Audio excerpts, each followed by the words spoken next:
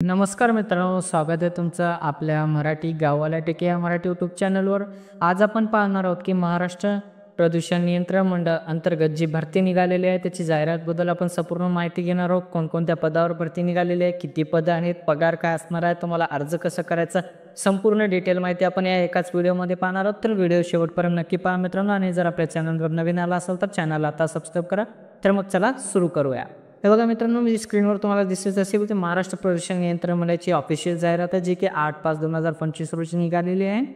याच्यामध्ये म्हणलेलं आहे की महाराष्ट्र प्रदूषण नियंत्रण मंडळामध्ये कामकाजाकरिता सहाय्यक तांत्रिक सल्लागार हे पद राज्य प्रदूषण नियंत्रण मंडळ अथवा केंद्रीय प्रदूषण नियंत्रण मंडळ अथवा शासन सेवेतील सेवानिवृत्त अधिकाऱ्याकडून निव्वळ कंत्राटी तत्वावर करण्यासाठी पात्र उमेदवाराकडून अर्ज मागवण्यात येत आहे. म्हणजे सहाय्यक तांत्रिक सल्लागार या पदासाठी भरती होणार आहे आणि ते पण कंत्राटी तत्वावर मित्रांनो, टेम्पररी बेसवर, कॉन्ट्रॅक्ट बेसवर ही भरती होणार आहे. ठीक आहे मित्रांनो, इथं तुम्हाला सांगितलेलं आहे याच्यासाठी काय शैक्षणिक पात्रता, अनुभव काय लागेल, वयोमर्यादा किती असतील, जागा किती असतील, सर्व इथे तुम्हाला सांगितलेलं आहे. मी तुम्हाला दाखवतो. पद आहे सहाय्यक तांत्रिक सल्लागार.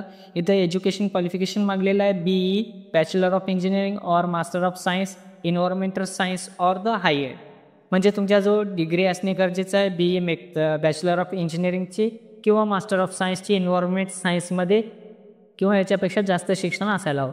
त्यानंतर अनुभव राज्य प्रदूषण नियंत्रण मंडळ अथवा केंद्रीय प्रदूषण नियंत्रण मंडळ अथवा शासन सेवेतील तांत्रिक व पर्यावरण विषयक कामकाजाचा किमान 20 वर्षाचा अनुभव असावा.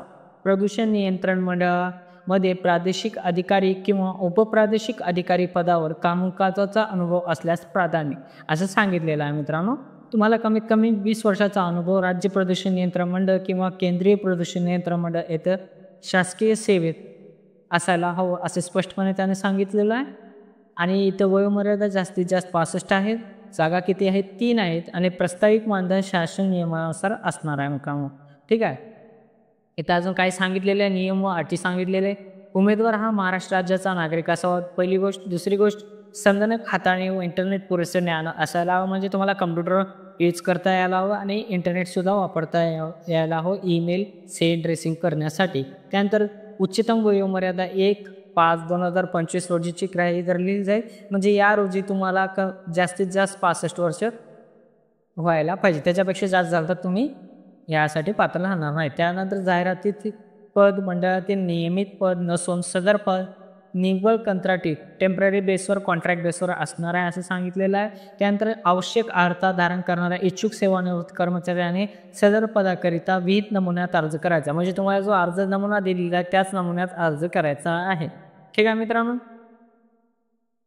त्यानंतर सदर नियुक्ती 11 महिन्याकरिता राहील. म्हणजे 11 महिन्यासाठी तुम्हाला टेम्पररी बेसवर, कॉन्ट्रॅक्ट बेसवर इथं जॉईन करण्यात येईल. तुम्हाला काम करायचं आहे मित्रांनो. त्यानंतर तुम्हाला अर्ज कसा करायचा बघा मित्रांनो. सदर पदासाठी अर्जाचा नमुना www.mpcb.gov.in रिक्रुटमेंट या लिंकवरून डाउनलोड करायचा आहे, जे की मी तुम्हाला आता खाली दाखवतच आहे. या जाहिरातमध्ये ते आहे.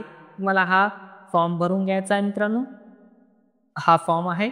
हा फॉर्म तुम्हाला भरून घ्यायचा आहे. हा फॉर्म भरून तुम्हाला बघा याच्यामध्ये काय काय, तुम्हाला कोणत्या पोस्टसाठी, एकच पोस्ट आहे तो पोस्ट टाकायचा आहे. त्यानंतर पर्सनल डिटेल टाकायचे, नाव. त्यानंतर तुम्हाला डेट ऑफ बर्थ टाकायचा आहे, एज टाकायचा आहे, तुमचा आत्ताचा फोटो लावायचा, मोबाईल नंबर लिहायचा, ईमेल ID लिहायचा, परमनंट ॲड्रेस लिहायचा आणि आत्ता स्वतः राहायचं ॲड्रेस लिहायचा. त्यानंतर तुम्हाला क्वालिफिकेशन लिहायचं, तुमचे जे बी शैक्षणिक पुरावा असेल त्या.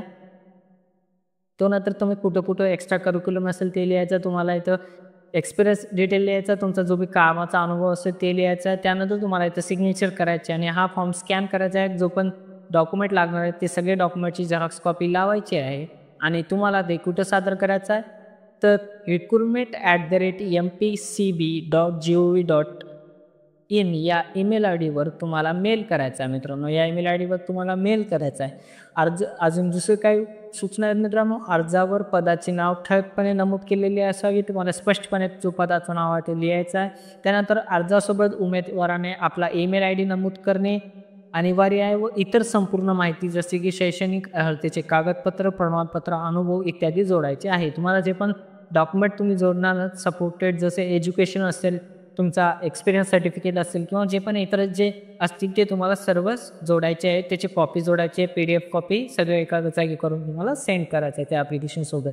ईमेलवर. त्यानंतर वरील अर्ज पद्धती तुम्हाला 8/5/2025 ते 16/5/2025 या कालावधीत करायचा आहे मित्रांनो. 16/5/2025 नंतर तुमचा अर्ज ग्राह्य धरला जाणार नाही या पदासाठी. त्यानंतर पात्र उमेदवारांना मुलाखतीसाठी फक्त ईमेलद्वारे कळवण्यात येईल.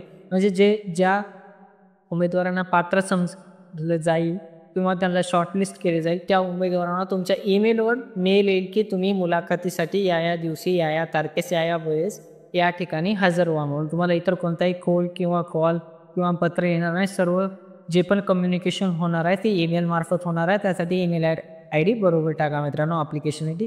तर ही होती महाराष्ट्र राज्य प्रदूषण नियंत्रण मंडळ अंतर्गत जी तांत्रिक पदासाठी म्हणजे सहाय्यक तांत्रिक सल्लागार पदासाठी कंत्राटी बेसवर भरती निघाली त्याची संपूर्ण माहिती.